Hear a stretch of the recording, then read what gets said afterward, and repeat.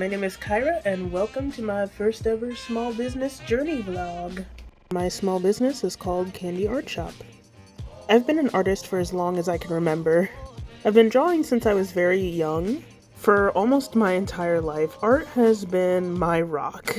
It has been there for me through the darkest of times, and I'd even go as far as to say that it kept me alive. I struggled a lot with suicidal thoughts and depression, and my art helped me cope with a lot of that.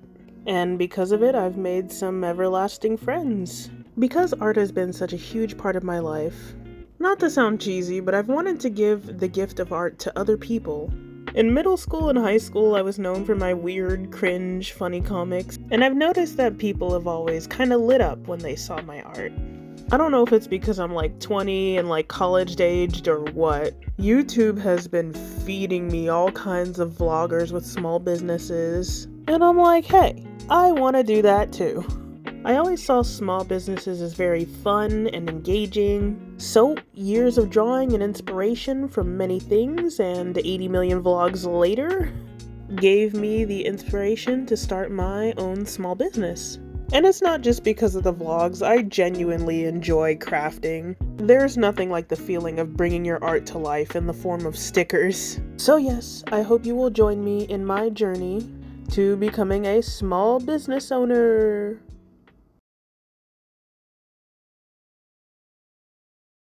So for this portion of the video, I wanted to go into how I got started, basically. I don't want to be in this car for very long, so I'm probably going to give you kind of the long story short version of it. Also, before I even get started, I really want to just throw out a disclaimer. Guys, I am still very, very, very new to small business. I say this because I'm going to be telling people how I got my start, and it's gonna pretty much sound like it's in a step-by-step format, but it's not. It's kind of just how I specifically started out. And I don't want people to just kind of blindly follow in my footsteps and get mixed results because my advice or my video or what I did in my video led them astray. Obviously, do as you please, right? I'm not telling anybody how to live life or what to do. But basically, in so many words, I'm just letting everyone know to take everything I say and do with a grain of salt. I did not go to school for business, so yeah, just saying. And I'm all about building community. So if you have any questions at all, I will try my best to answer every single one of them in the comments.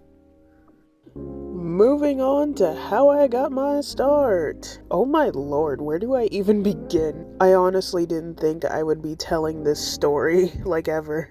Oh, I say that like I'm such a big fat movie star, ooh. How I got my start was extremely rocky. I was kind of just going off of YouTube. You know how in the beginning of the video when I said I was consuming vlogs like nobody's business? As nice as the vlogs were, unfortunately that's what I learned everything from. And that may sound like a lot, but I did not get a lot of knowledge. Most of the knowledge I got was for prepping for big events, for vending, and the whole pack orders with me, haha. So I didn't get much. I was working my retail day job at the time, and if you know anything about working, you know that retail, grocery, and fast food freaking suck.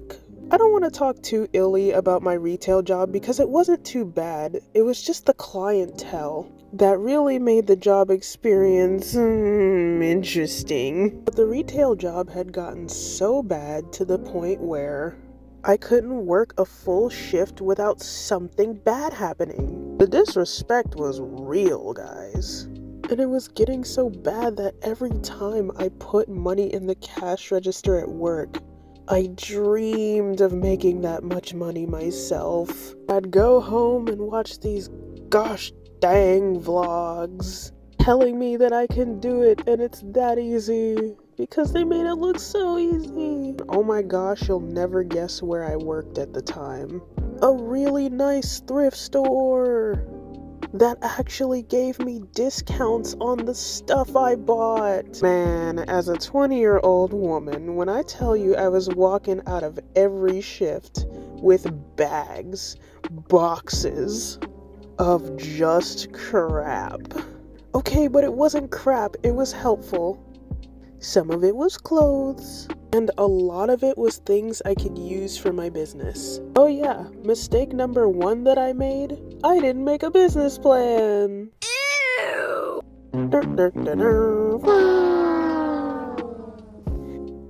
I was kind of just buying and accumulating with no rhyme or reason.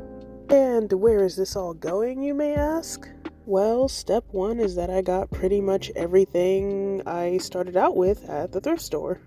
You will probably hear me mention the thrift store a lot in this series. I got everything I needed from the thrift store. My 2 tables, my 2 chairs, my 4 different tablecloths that I switch out, some of my decorations on my table, some of the things that hold and display my items. Bro, like I said earlier, I don't want to lead anybody astray, but the thrift store is so good when you're trying to start on a budget. Oh my god. But oh yeah, I didn't even really finish the story. Blah blah blah, working at a thrift store, not really caring for the scene, because old people would yell at me all the time, and I woke the frick up and knew that I was better than this. So I took a good, long, hard look at my art to see if it was even something worth selling. I'm not saying you have to do that before starting a business, because literally sell whatever you want. But I didn't know if my art was worth it or not. And then I said, nah, it's totally worth it. I've always been delusional and pretentious when it came to my art. Even when I was 10 and it looked like doo-doo, I stood by it. Always and forever, no matter how cringed, I always loved the shart out of my art.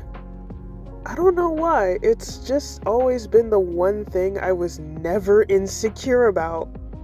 So yeah, at this time in my life, which was really only like a little less than a year ago, I had a few things lined up in Procreate, and I was on the search for vending opportunities. I say it like that because there weren't many. I forgot who told me about the local Comic-Con in my area, but yeah, eventually I found out about that. Okay, I'm realizing as I'm telling this story, a lot of time has passed and I've done a lot at this point, because when I vended at my first Comic-Con, I already had all my business cards, a bunch of prints, and basically my tables, chairs, and supplies. So here are the exact steps that I took. I already had some cute drawings just sitting around in Procreate that I wanted to start out with. Oh yeah, I should also mention that all of this takes time. I did not, and I repeat, I did not, find everything I needed at that thrift store in one go. I had accumulated all the crap I own for my business over the course of like almost 2 years. And no, I didn't work at Goodwill because it would have taken me longer if I did.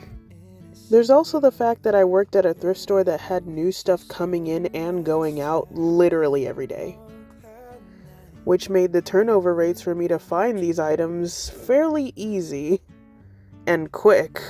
But yeah, just to conclude, step 1, drawings. Step 2, I think I made my business cards. Then I started looking for shows like Comic-Cons.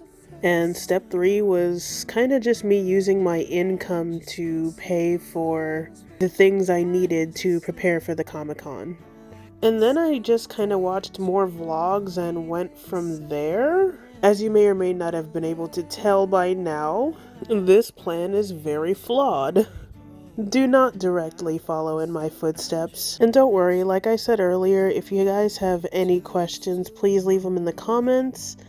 This video was unscripted, so forgive me if you noticed a bit of rambling. I'm trying not to script my videos so they can be more authentic. But yeah, I'm gonna go ahead and end it here. That is the end of today's video. Thank you so much for watching. If you stuck with me to the end, you are a trooper. You made it to the finish line. You are the best. Thank you everyone for the love and support so far. And hopefully I'll see you in the next video. Bye!